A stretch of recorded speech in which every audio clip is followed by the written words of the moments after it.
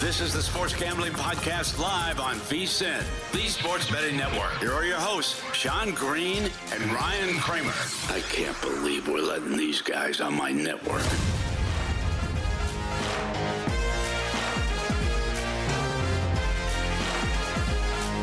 Welcome, everyone, to the Sports Gambling Podcast live here on VSiN. I'm Sean, stacking the money green with my partner in picks, Ryan, Real Money Kramer. What's happening, Kramer? I got to be honest, it's not the same knowing I won't be throwing dice. Surely, well, I might throw dice, but it won't be at a craps table at the circuit. No, yeah, we're back here in studio live from Los Angeles, but we got an awesome show coming up. We got UFC 314 talk. We got a bunch of Masters talk.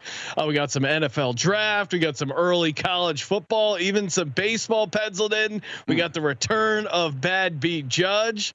We got a little bit of everything. So awesome show here on a Friday night. Of course, send in your tweets at Gambling Podcast. Always enjoy hearing from you.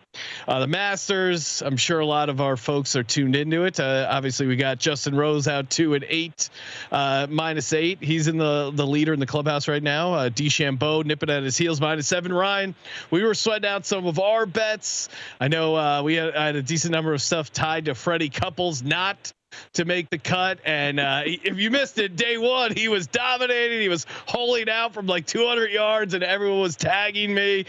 You Freddie Couples must just listen to the show. And then of course you feel bad rooting against Freddie Couples, but it's a story we've seen a lot of times. Kramer, then you were sweating out Lois Senior, a little controversy, or not controversy, but interesting finish, as none of the seniors made the cut. So it'll be interesting to see. I think different books graded different ways. Yeah, Langer came in with the low score, -3 or +3, and it was, I mean, talk about an amazing sweat, just rooting against Freddie Couples, rooting against Bernard Langer. And then Phil Mickelson decides to enter the water as well. Perhaps the Bad Beat Judge will have to make a ruling later on, but it does seem like some books, the verbiage on the low senior bet does include a push if no one makes the cut, as the score on record would be miscut. So no one reads the fine print on this stuff, but we'll see. I will say all of my action is still pending. So fingers crossed. Little loophole, maybe. Fingers crossed. Maybe to get you through there. Boyd. And then we had some breaking news.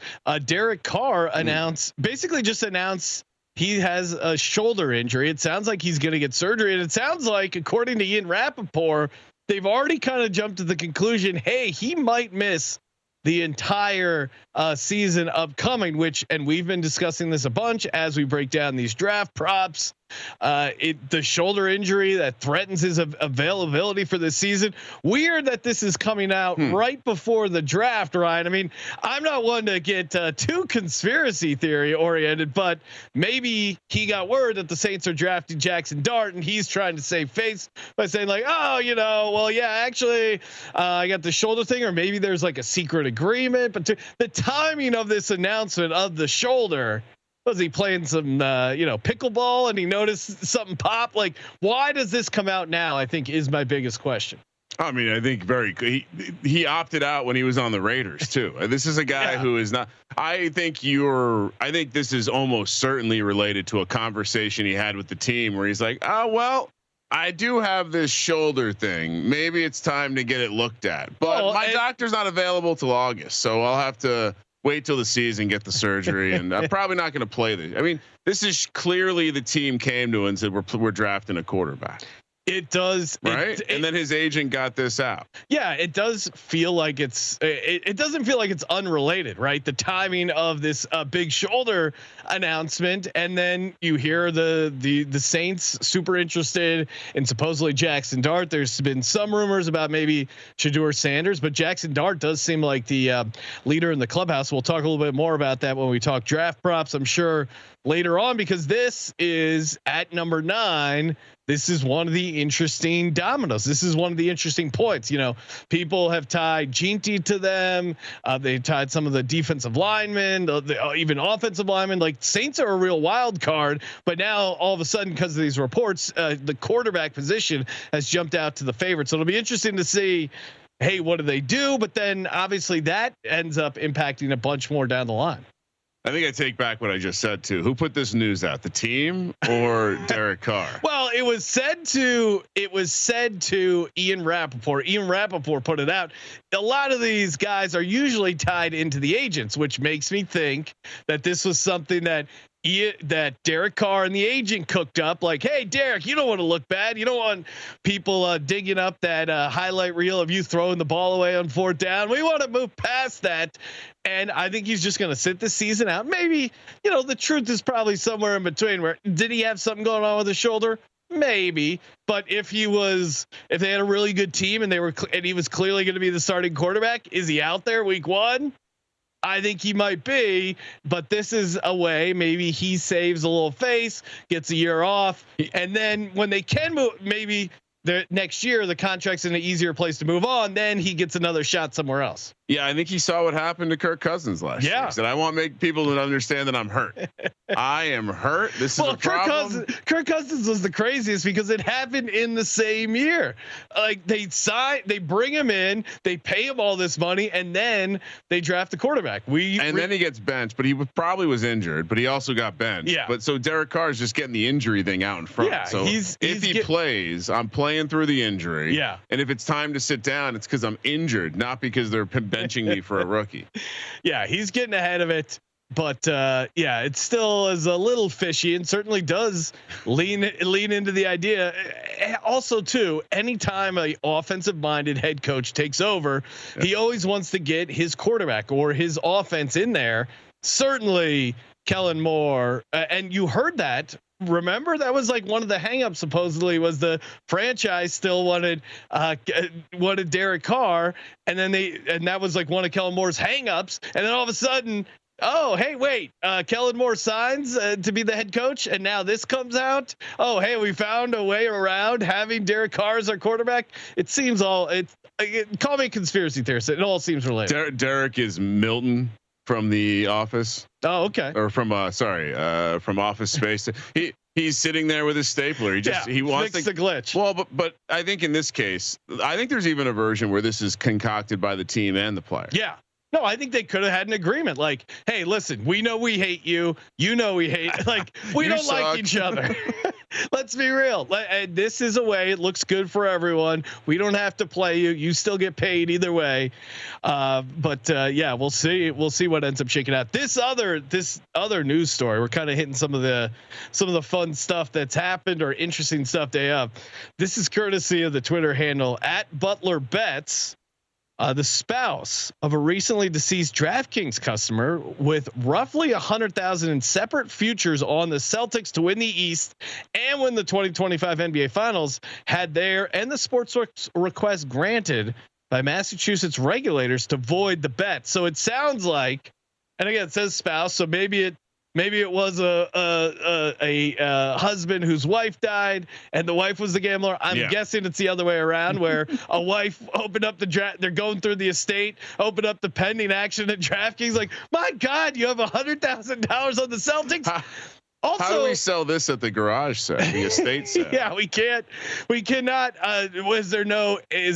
he not have a son, a nephew, someone that would inherit this Celtics tickets? Now, the first thing, I read this aloud to my wife and I go, I'm saying this aloud and this counts as an addendum to our will. If there are any pending bets when I die, and statistically, I think almost certainly there will be some pending action, do not cancel those futures. And she goes, you think I have any idea what you bet on? I go, no, of course not. You have no idea what I'm getting into betting wise, but just if you stumble upon anything, don't cancel it. Let it ride. That is my dying wish. Honor my legacy by honoring my futures bets. And this is, I know people are maybe looking and be like, oh, hey, nice guy move by the sportsbook here. What about the CLV? Because if this guy plays these futures, he probably plays them earlier on in the season. The Celtics are having a great year. They're number 2 seed. Like, there's a good chance that the current price out there in the market is worse than the current price of his bets for both them to win the title and them to win the East. I mean, this woman is giving up great CLV. Well, I'm sure she was sold a bill of goods. I mean, it's certainly. Well, of course, DraftKings goes, "Oh, you want to cancel it? Oh, sure. Like, we would love to get rid of this Celtics liability at the earlier price." Now, granted, the Celtics were one of the favorites. It probably wasn't a huge difference, and whatever. But I can't imagine there was a time where he bet the Celtics and it's worse than the current market price right now. It would have to be some weird window.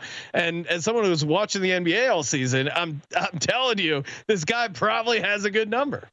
I would hope this is a mutually, like they had to come to some sort of agreement to rip up the contract.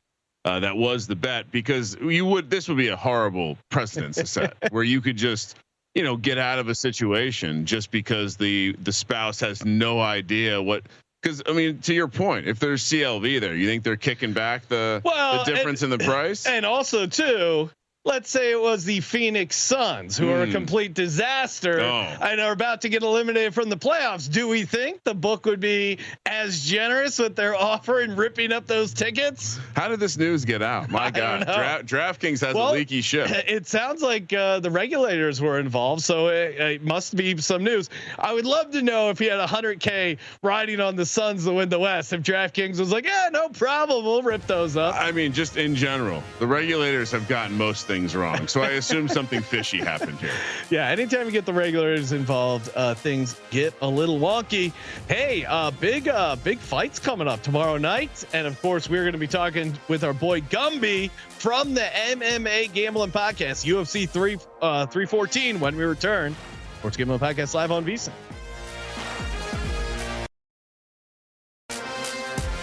This is the Sports Gambling Podcast live on VSiN, the Sports Betting Network.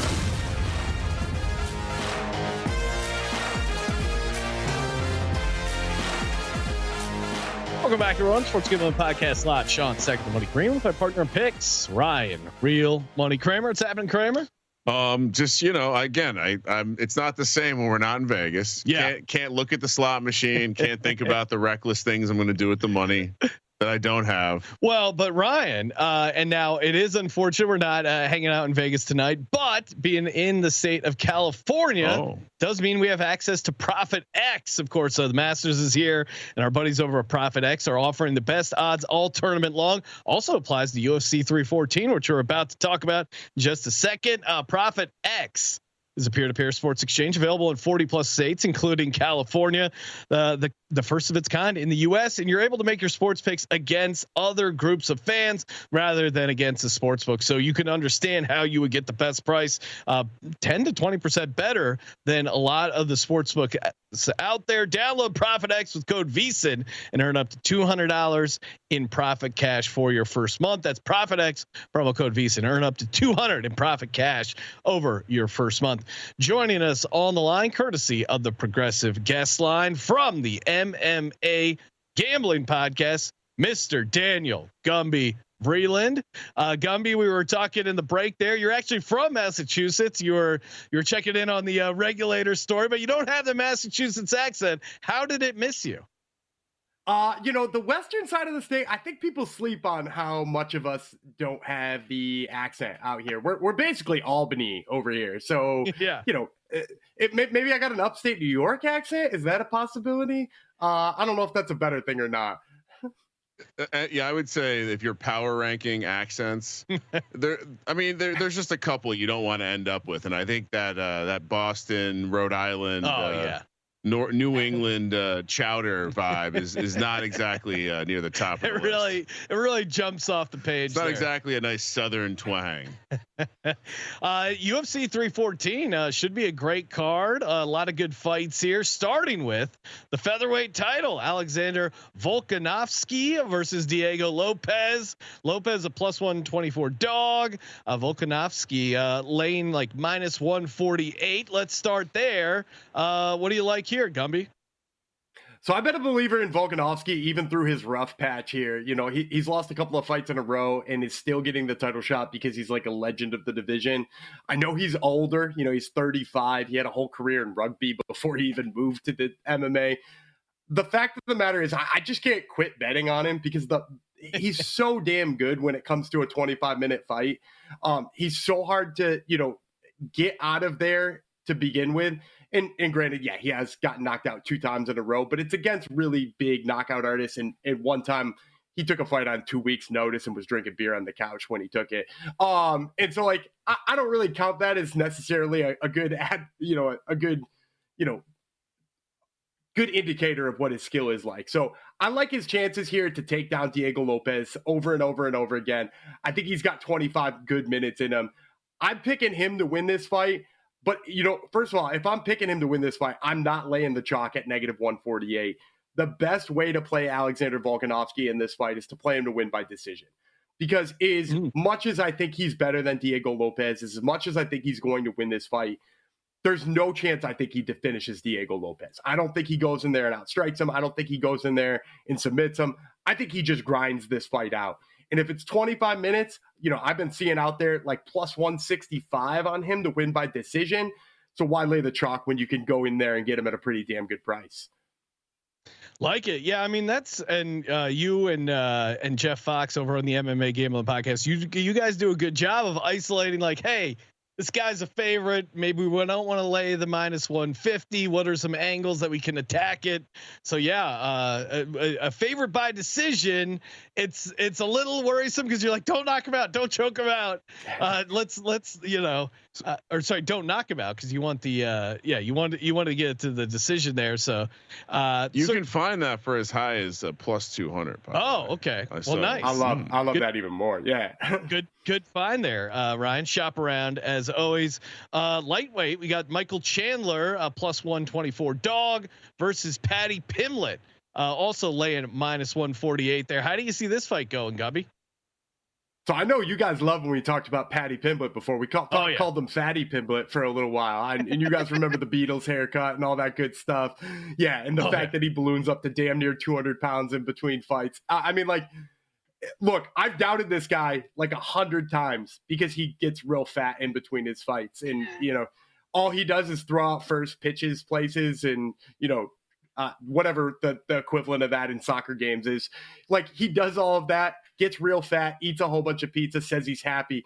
And like, I keep doubting him. And then he keeps coming back in fights and absolutely trouncing people. So yeah. Michael Chandler almost does the exact opposite. He shows you like 700 workout videos. He tells you how fit he is for a fight, tells you he wants to fight Conor McGregor, all that kind of stuff. And then he throws up a big goose egg when he shows up. So I'm going to take the fat guy who shows up on fight night. I like Paddy Pimblett in this one.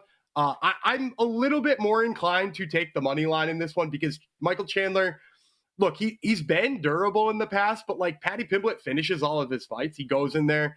I mean, his last fight, he choked the guy unconscious and then just basically like danced in his face. And so like, I would love to see Paddy Pimblett finish him. I think that would be a lot more fun to watch. But with as resilient as Michael Chandler has been against guys who are big submission threats, I don't know that I'm ready to lay there. So I think this one, despite the fact that we are laying some chalk, I like Paddy Pimblett in this one. Oh yeah, his one of the most watched videos on his YouTube channel, which by the way, 1 million subscribers. He's respect the game, Patty.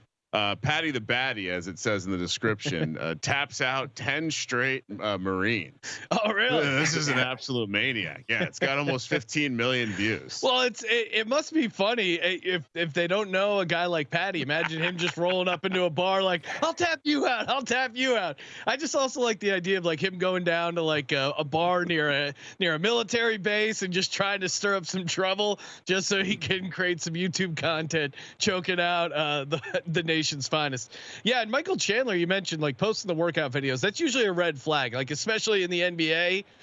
For years after years, it would always be like Ben Simmons in the gym. You're like, oh my god, this guy again.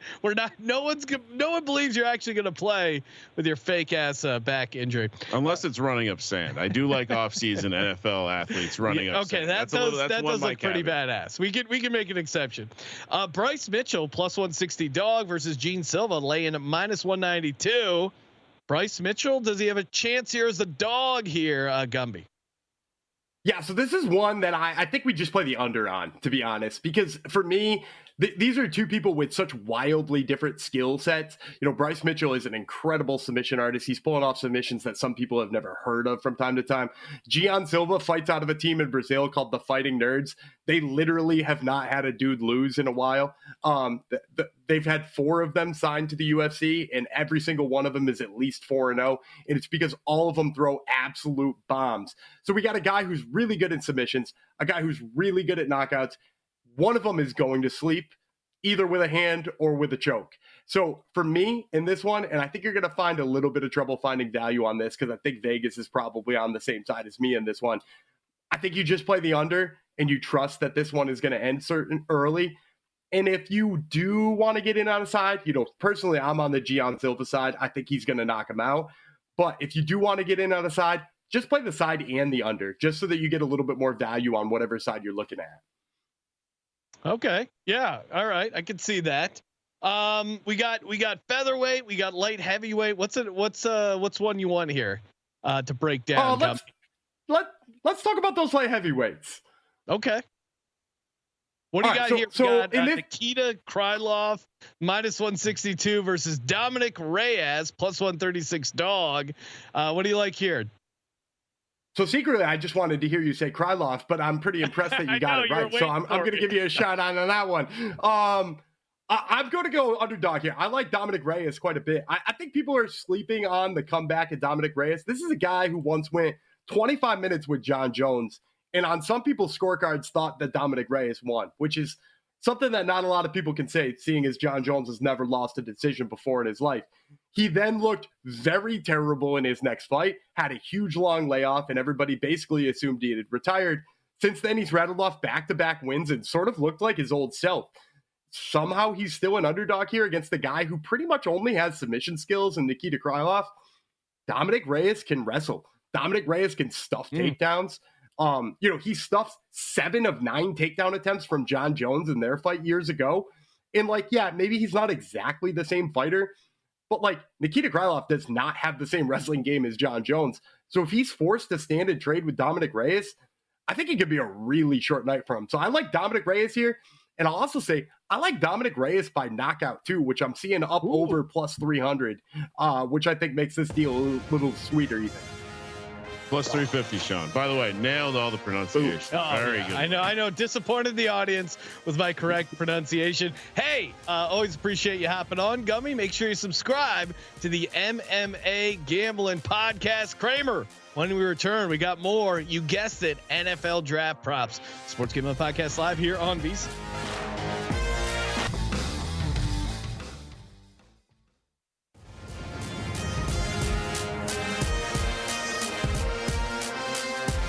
This is the Sports Gambling Podcast live on VSiN, the Sports Betting Network.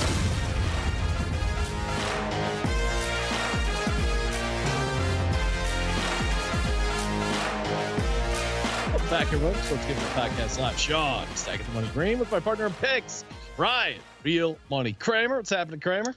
Happy Friday, Sean. Happy Friday. Let me do that again. Happy Masters Friday. Okay, I like that. I'm over the Masters. Yeah.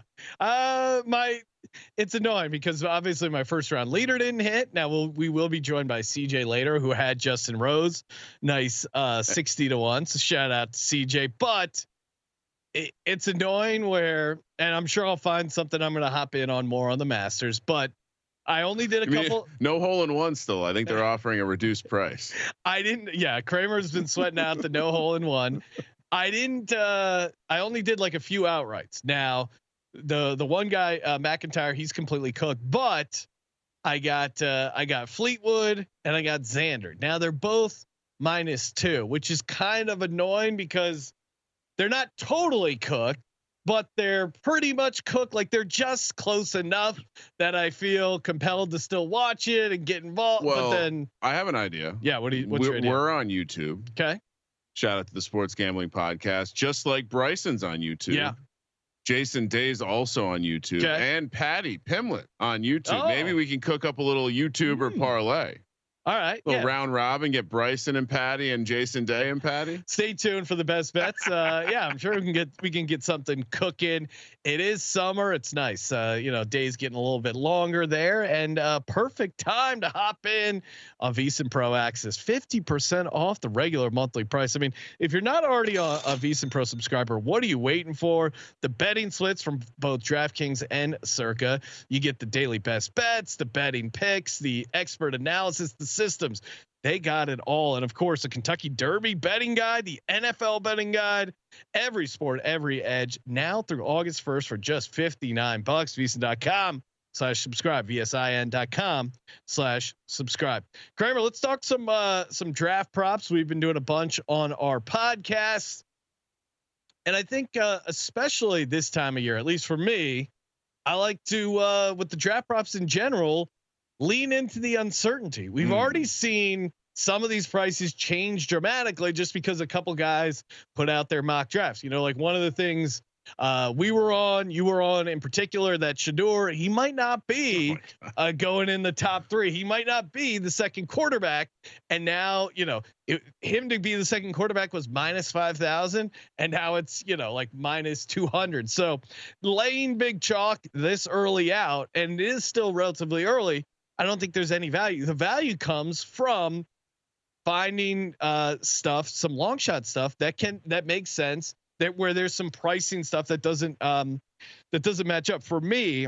Well, I think specifically reacting to news. Yeah. Like when the price moves off of a report, especially if that report is, say, Adam Schefter, Ian Rappaport, one of these guys who probably doesn't actually know, then going the other way, because you're going to get a natural dip in the market. You're going to see something become the chalk. I mean, you look what Adam Schefter has done to the price of the second, third pick over the last, what basically like 3-4 reports on the topic. It changes every time. So if anything, I think to your point, you almost want to react. You want to, when news happens, you want to be able to react against it and buy up good prices. Yeah. I mean, if you were kind of getting ahead of it, you could have had plus money on Travis Hunter to go number 2 and number 3 and put yourself in a really good spot. And the same thing applies to Abdul Carter, because Schefter put out reports saying for the Browns, hey, it's looking like Shedeur. Hey, it's looking like Travis Hunter. Hey, it's looking like Abdul Carter. And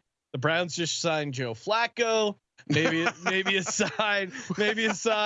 They're not quite as desperate as they might be at quarterback. I still think they probably take a quarterback, but it could be a Jalen Milroe, one of these quote unquote second tier guys, and maybe Shedeur's a second tier guy going later on in the first round. I gave out on these very airwaves, what was it, like last week, Shedeur 7-1 to the Steelers. Now they report that he went and visited with the Steelers. It's down to the plus 350. A long shot bet that I'm trying to get ahead of, that I've already gotten down on at 32-1. That's right, 32-1. Some people might say it's crazy, but Ashton Jeanty to go to the Denver Broncos, you can get that. I think FanDuel has it at 32-1. Now, if you look at the price for the Broncos first pick to be a running back, it's like plus 135. All the consensus is that the Broncos are going to get a running back. Sean Payton really wants a running back. He wants an Alvin Kamara type to round out that offense. He's got his Drew Brees at Bo Nix, and now he needs his Alvin Kamara type. Now they think it's going to be the second running back, the consensus guy, Hampton, but what if Jeanty just falls a little bit? Now it seems like more and more the Saints, they're probably not going to take him. It looks like they might be looking to quarterback. The Bears, maybe they're intrigued, maybe not. The Raiders were the team that everyone thinks Jeanty is going to, minus 150 favorite. I think there's a decent chance they go defense. In fact, I think they go. There's a real good chance they go cornerback. There's that Michigan cornerback. His medical stuff is coming back clean. There's a Michigan ties. Obviously, a guy like Pete Carroll likes an impact cornerback. So if things break a little bit wrong for Jeanty, maybe the Broncos are the one at 32-1, and the odds are such in their favor for them to draft a running back first. That to me is crazy. So of course I'm going to get a little sprinkle on Broncos to draft Jeanty at 32-1. Kramer? To expand on that, the prices for the Raiders have moved from when we recorded our show breaking all of this down. So what, 4 days ago? The running back price for the Raiders has moved, like you said, from minus 125 out to minus 150. The price for the Broncos has moved in from plus 175 to plus 135. So it does seem like the swirling winds are starting to move that direction. And what I would also point out is the slew of teams in between the Raiders and the Broncos: Panthers, Saints, Bears, Bears are that one team you got to check off, and then it's Niners, Cowboys, Dolphins, Colts, Falcons, Cardinals, Bengals, Seahawks, Bucks. None of those teams are going to be in the market. I think much like last year. Also, what did Sean Payton do with his first round draft pick? Even though the mock draft said it's too early to take Bo Nix, he took Bo Nix. Yeah, he doesn't care what your mock draft says. So yeah, I like this angle, and I would say they could trade up. Yes. What if the NFL draft, we get through the entire day one and the only trade up was for a running back? So again, the Bears, I don't think the Raiders are going to do it at running back, because I think running back is almost a luxury pick. Someone like they just have too many. It's a win now pick. That's the counter argument. It's a win now. You have an old coach who brought in an old quarterback. But it's at number 6. I don't know. That to me is a little crazy. And where did he draft? As we discussed in the office, where did Pete Carroll draft Marshawn Lynch? In the first round, all those years ago. So yeah. I look at the 49ers have a similar price to draft Gene that the Broncos do. The Jets have a similar price. The Patriots. Teams like I don't see in any world where the Patriots draft him. Maybe the Cowboys you have to be a little concerned about, but. Is there a surprise team that we're not thinking about that could see him again? We've heard a lot of these scout types talk about how there's fewer than a half dozen blue chip guys. Yeah. Gene T is one of those guys. It's a very deep running back class. You would think not, but could an old Jerry Jones get enamored by a Bronco, not a Cowboy, but I guess a Cowboy rides a Bronco. But no, I mean, the reason I like this play too is I can't find myself finding the other team that's going to make the pick. And I think Sean Payton is confident enough in his ways to where he's like, no, this is the piece I'm missing. This is what we need to do. So yeah, I like the price. I've tailed this officially. Kramer, what do you got? All right, really quickly, just you look back. We're going to talk about the Indianapolis Colts here. And when you look back at the way this team has drafted over the last 11 years, 7 times they've invested in the offensive or defensive line. Now, funny enough, Sean, 2 of those were actually quarterbacks. So we forget how recent Andrew Luck was drafted into the National Football League. Man. But now, as we sit here today, because tight ends catching all this steam, which is, by the way, plus 105, offensive lineman 3-1, defensive line edge plus 850. This team generally has done the right thing in terms of drafting positions that mattered, positions that change, your identity, and the kind of positions you're not going to look stupid drafting in the first couple or the first round. So I'm taking both of them. Offensive lineman 3-1, defensive line edge, which by the way, very deep class. And it starts being interesting where they pick plus 850. It's shocking to me. Really tight end is what this team is missing. Tight end. Yeah, I mean, they've talked about it a little bit, but again, these coaches talk out of their ass the entire time. They rarely tell you what they're actually going to do. So Sean, if you're basing it off the press conference, you're crazy. Their depth chart currently reads Anthony Richardson and Daniel Jones. They should offensive line would be a smart decision. So would quarterback, I think. Hey, we're going to talk college ranks. Early look at some college football plays. We're going to start with some Heisman Trophy picks with Colby Dant from the College Experience when we return. Sports Gambling Podcast live on VSiN.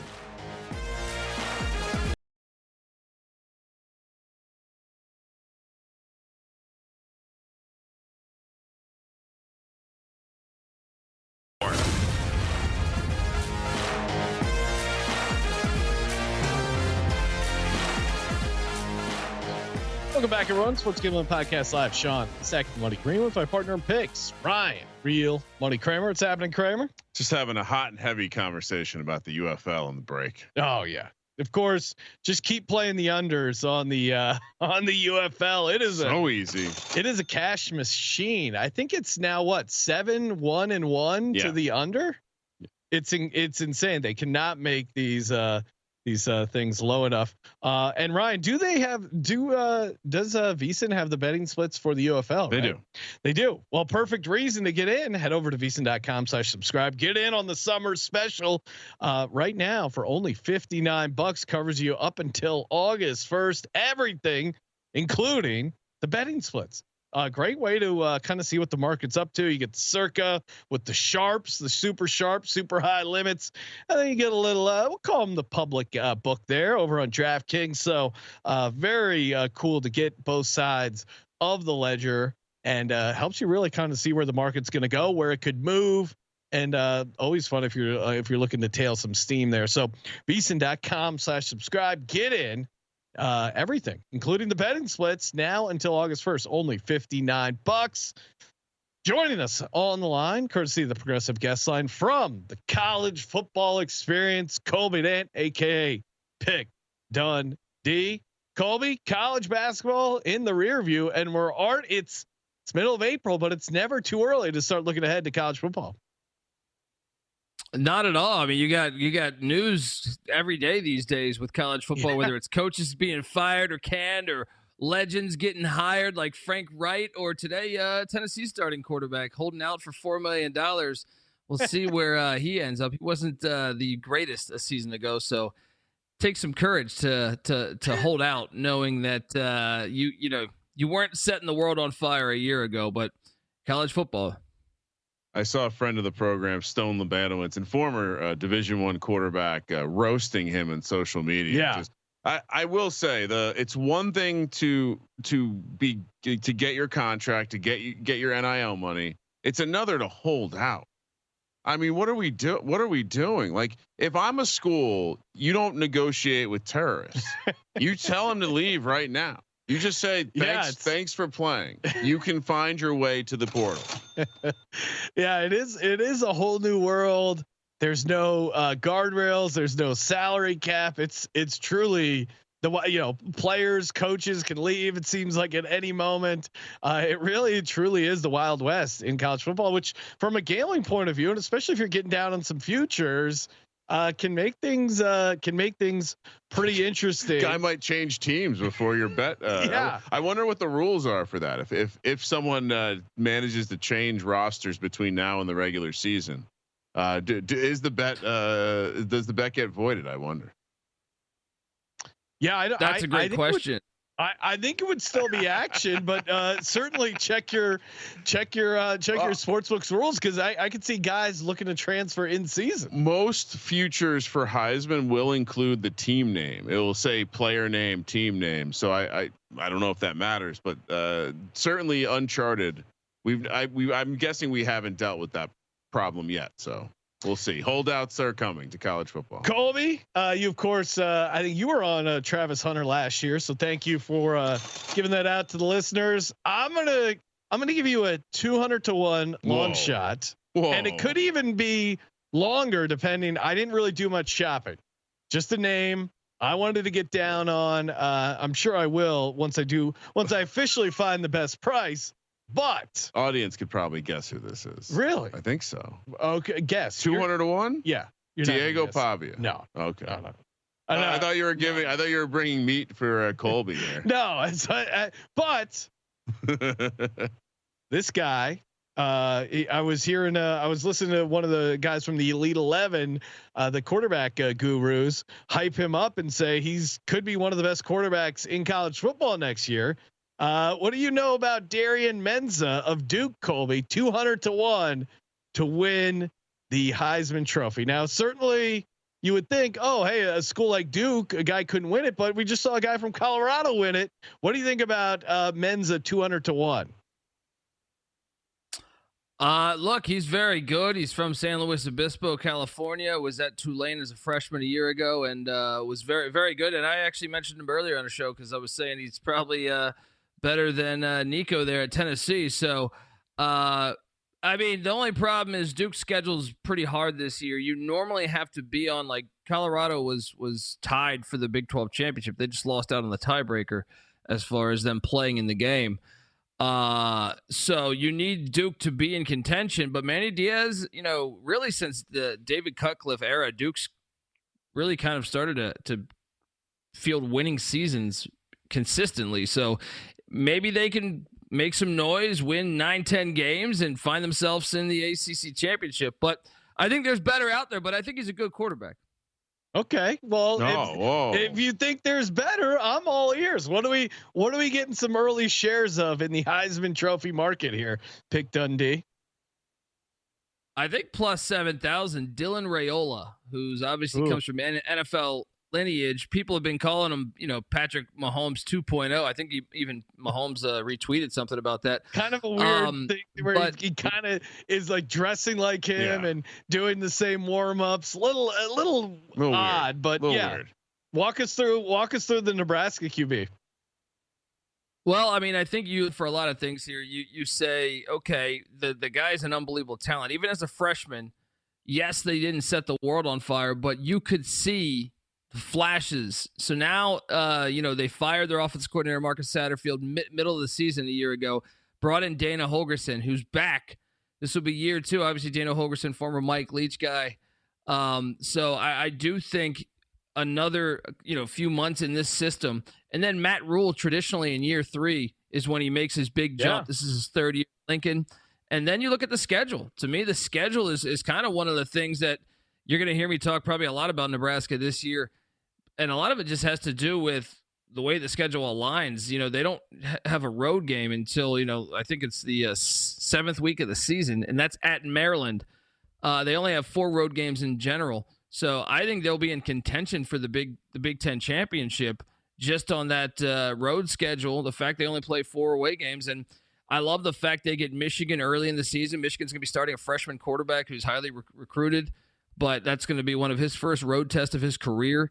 Got to like him in that spot. And Matt Rule in year 3. That was the most un-Colby selection I've ever heard. Really? Taking someone like Dylan Raiola, way too popular for Colby. What about our starting quarterback out in the desert? Forks up, Colby. Sam Levitt, 50-1. Yeah, I mean he's a ball player. I just feel like they won so many close games a year ago, and Cam Scadaboo's gone now. So it's like, can they capitalize on that yet again? And you look at some of the other teams on that schedule that kind of had blunders a year ago. Will Utah really be that bad again? They finally moved on from Cam Rising. They brought in a big time quarterback from New Mexico, Dampier. So, but I mean, there's a few of those teams there in the Big 12 that I do think will have rebound seasons, which you just think Arizona State probably not going to be able to sustain winning another Big 12 championship this year. What about Jalen Daniels? Is this the year it all works year out 17? For him? I feel like 2 years ago he's had some moments. Then he had that weird run with the back injury. Was he hurt? What was going on? And then even this last year, I feel like he got off to a slow start but finished strong. Like, he has a ton of athletic potential. Could this be the year it all kind of works out for him at 80-1? Any interest on that one, Colby? I do have interest on that one because when he can put up some monster numbers at times. Now, they play week 0, which means you get 3 bye weeks. Remember last season they were playing at Arrowhead Stadium / that MLS stadium because they were renovating David Booth Stadium there. So they'll be back at home this year. So that alone right there. And the fact you love, to me, like in this day and age of college football, love getting a guy that's been a quarterback in the same offense for a long time. He's one of the only quarterbacks I think in the nation that hasn't transferred. So you got to love that aspect of it. I'm in. Give me a flyer on him. Any chalk you're taking? The chalk's not that interesting. Arch Manning, real chalk, Nussmeier, Drew Aller at 10-1. I mean, I love Penn State, but I want no part of that. Come on. I mean, the Arch Manning hype train is so big that you got to think that like all the networks will be blasting that. But I'll take a shot on John Mateer, a guy that was the backup to Cam Ward at Washington State. He transfers into Oklahoma, but the reason why he went to Oklahoma is he followed the offensive coordinator from Wazoo to Oklahoma. It's a make or break year for Venables. There's potential for him to have a big season. We'll talk some more college football. Get a couple early plays for the win totals when we return with Colby Dant from the College Football Experience. Sports Gambling Podcast live here on VSiN.